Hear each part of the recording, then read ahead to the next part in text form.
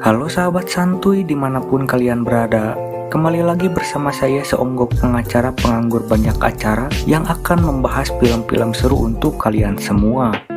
Kali ini film yang akan saya bahas berjudul Masquerade yang dirilis pada tahun 2012. Film ini menceritakan seorang rakyat biasa yang diangkat menjadi raja.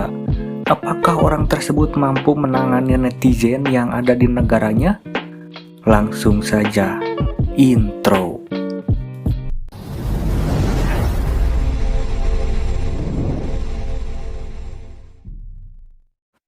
Berlatar belakang di sebuah kerajaan terlihat seorang raja galak yang sangat marah, kita panggil saja namanya Bawang. Ia marah karena terlihat bumbu masakan yang diberikan membuat sendok menjadi berwarna hitam.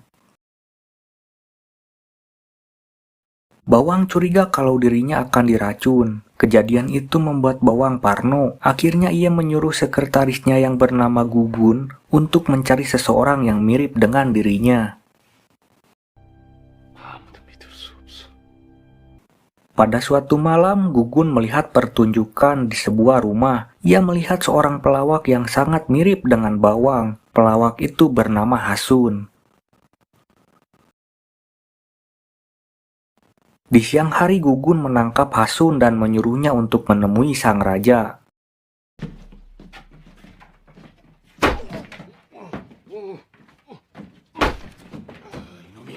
Sesampainya di istana, Bawang melihat wajah Hasun yang sangat mirip dengannya, sampai suara dan gayanya pun sama.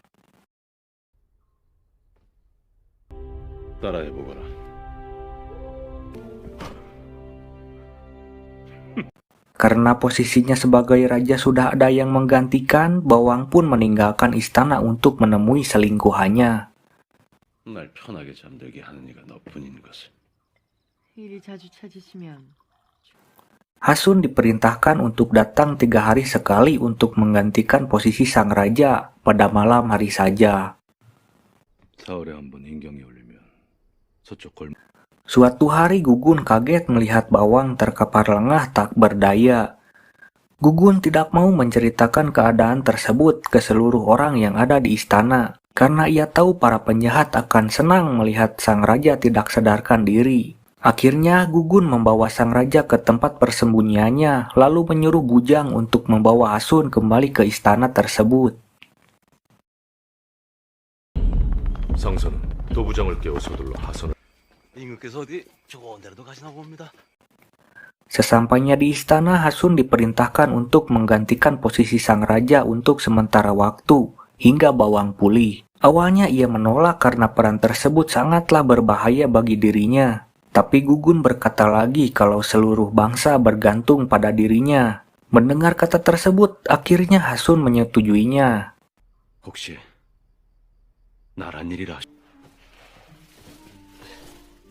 Di hari berikutnya, Hasun diberitahu siapa saja yang berada di istana tersebut dan peraturan yang diberlakukan. Hasun tidak boleh bertemu sang ratu yang bernama Jun, karena bisa kacau kalau ratu menyadari Hasun bukan raja sesungguhnya. 아무리 닮았다고 한들 몸을 섞고 지낸 그들조차 몰라.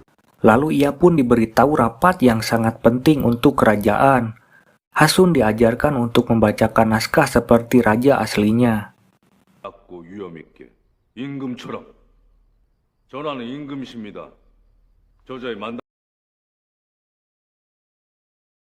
Rapat itu pun dimulai dan dihadiri menteri penting di istana tersebut. Scene berlanjut. Gugun melihat keadaan Bawang, lalu tabib memberitahu kalau Bawang hanya dibius saja dengan bunga opadium dan kondisinya mulai membaik. 다행히 맥이 돌아오고 있습니다. Scene beralih ke seorang pengkhianat yang bernama Pak Chun. Ia berencana untuk menghilangkan jejak dengan membunuh selingkuhannya Bawang dan membakar ladang opadium yang digunakan untuk membius Bawang.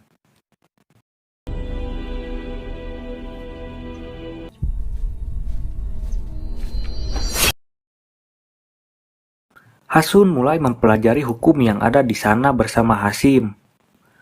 Ia melihat ketidakadilan kepada rakyat yang ada di negara tersebut. Akhirnya Hasun membuat peraturan sendiri dan menghukum Yujung, kakak dari sang ratu, tanpa sepengetahuan Gugun. 각 관아는 곡간을 열어. Setelah selesai, Hasun diceramahin oleh Gugun karena seenaknya sendiri membuat peraturan. Lalu ia diberitahu kalau Yujung adalah kakak sang ratu yang dijebak untuk melengsarkannya. 유정호는 중전마마의 입니다. 해서 대동법을 위해 Pada malam hari, sang ratu menghampiri Hasun dan memerintahkan Hasun untuk melepaskan kakaknya. 네 유정호는 무슨 일 있어도 살릴 거야. Karena sudah berjanji, akhirnya Hasun melepaskan Yujung tanpa mempedulikan apapun yang terjadi. 풀어줘라. 불가하옵니다. 정팔. 그리 당당하시오. Singkat cerita, sang ratu memerintahkan Hasun untuk menemuinya di taman pada tengah malam. Lalu Hasun menemui sang ratu dan ditemani Bujang. Ketika berjalan, Bujang melihat gelagat Hasun yang sangat aneh dan berjalan seperti pelawak yang ia temui. Tanpa pikir panjang, Bujang langsung mengarahkan pedangnya ke leher Hasun. Untungnya Hasun bisa menjawab pertanyaan yang diberikan oleh sang ratu. 있사옵니까? 서탑의 몸에 손톱만한 붉은 점이 있사옵니다.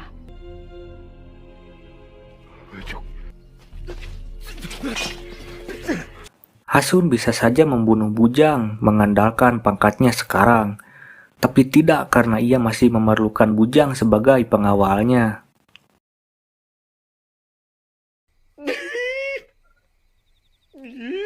Shin berpindah ke Bawang. Ia sudah terbangun dari tidur panjangnya. Lalu Gugun memberitahu kalau ia dibius dengan bunga opadium. Gugun menyuruh Bawang untuk segera pergi ke istana dan memberitahu semuanya. Tapi Bawang tidak ingin terburu-buru karena keadaan di istana masih banyak pengkhianat.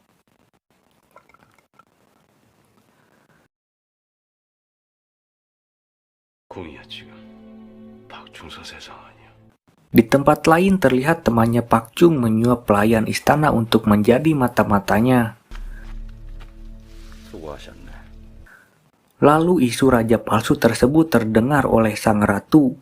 Ia pun menghampiri Hasun dan memaksanya untuk membuka baju yang dipakainya. Sang ratu sangatlah kaget karena Hasun tidak mempunyai luka di dada kirinya.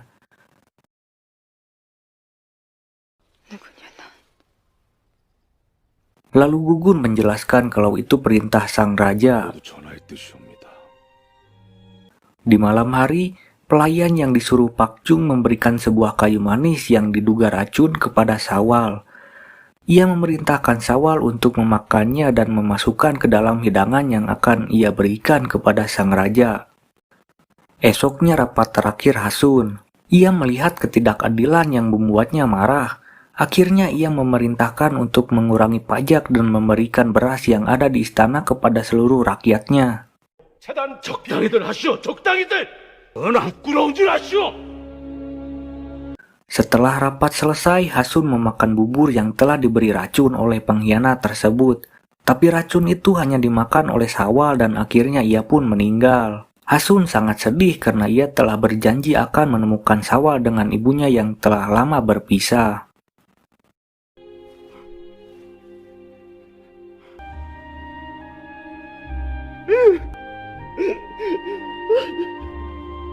Di hari berikutnya, para menteri berkumpul dan merencanakan penggerbegan ke istana.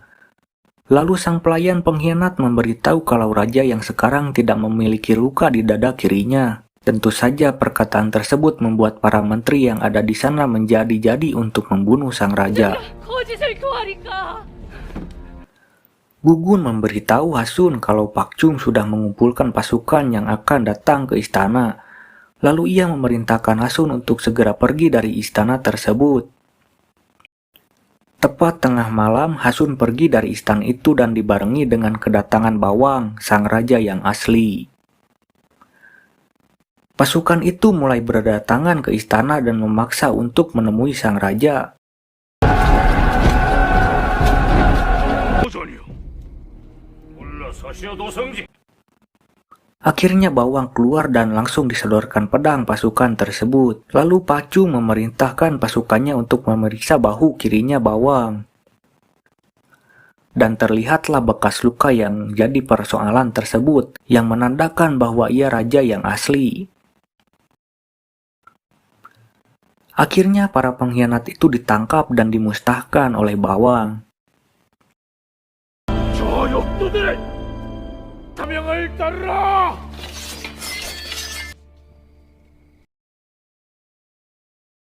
Di scene lain, Hasun sedang berjalan pergi meninggalkan kota tersebut. Ia ditemani Bujang. Tapi sekelompok orang ingin membunuh Hasun. Bujang tidak membiarkan hal itu terjadi. Akhirnya pertarungan pun tidak bisa dihindari. Walau Bujang sendirian, ia mampu mengalahkan orang-orang tersebut.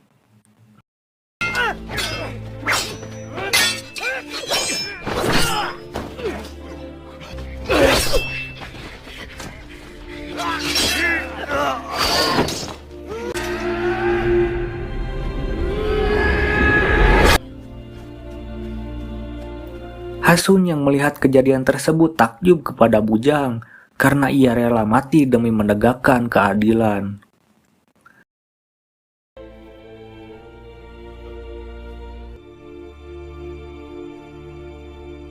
Akhirnya Hasun sampai di pelabuhan dan memulai perjalanannya untuk menempuh hidup barunya. Dan film pun tamat. Menurut kalian bagaimana dengan film ini? Silahkan tulis di kolom komentar. Saya pengacara mengucapkan sampai jumpa di video-video selanjutnya.